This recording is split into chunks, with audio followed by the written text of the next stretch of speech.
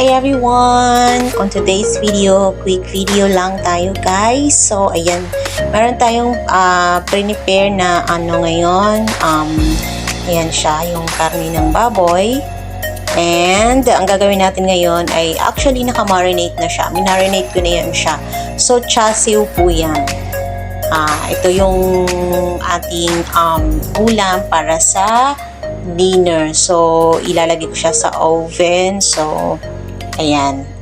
Isiset ko lang yung oven natin.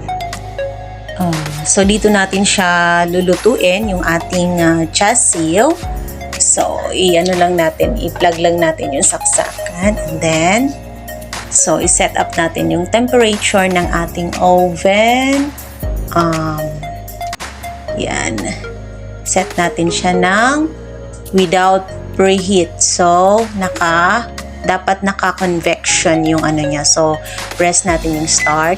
And then, iset natin yung temperature sa 190 degree. Yan. So, ayan. 190 start. And then, iset natin siya ng 15 minutes.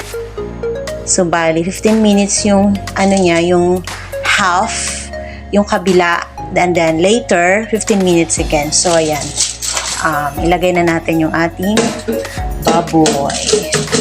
So ilagay natin siya dito sa medyo down kasi para hindi siya masunog. So ayan, so start na natin siya. Antayin natin siya ng 15 minutes para yung other part naman another 15 minutes. So, ayan, nag-stop na yung ating nakaset na 15 minutes. So, i-open natin siya para baliktarin. Para yung kabila naman, 15 minutes. So, open natin.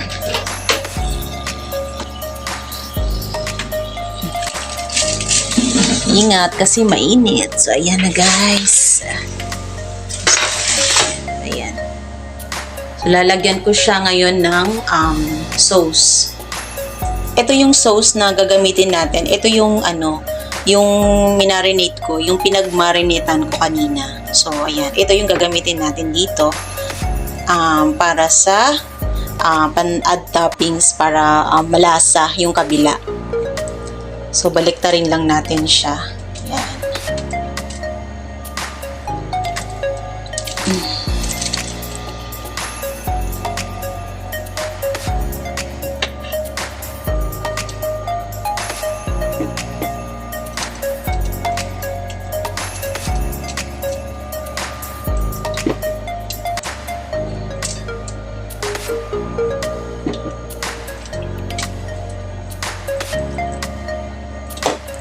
So, ayan. Iset na natin ulit yung ating oven. So, ayan.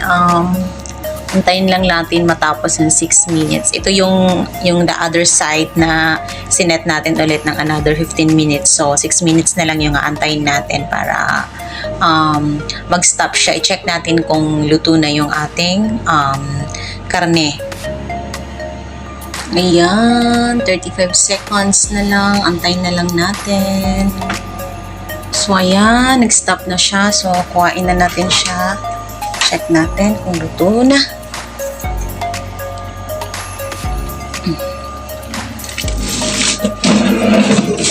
Oh. Ayan na siya, guys. Ayan. So, ang gagawin natin ngayon ay lalagyan natin siya ng honey. Tapos, iset natin ulit ng another 5 minutes. So, lalagyan natin siya ng honey para to add taste. Ito na yung pinaka-latest natin na ilalagay, yung honey, para malasa. Ayan siya ulit.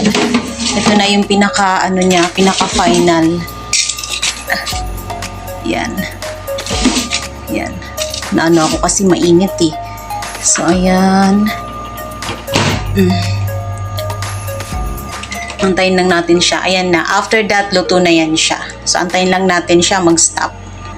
So, ayan na guys. Bilang na lang tayo ng seconds. 1, 0, times off. Okay.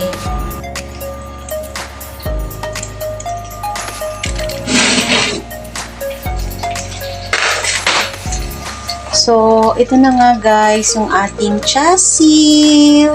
So, ayan na. So, niluto natin siya ng almost 30 minutes. Yan. So, yan lamang po guys. Thank you for watching. See you on my next upload. Bye!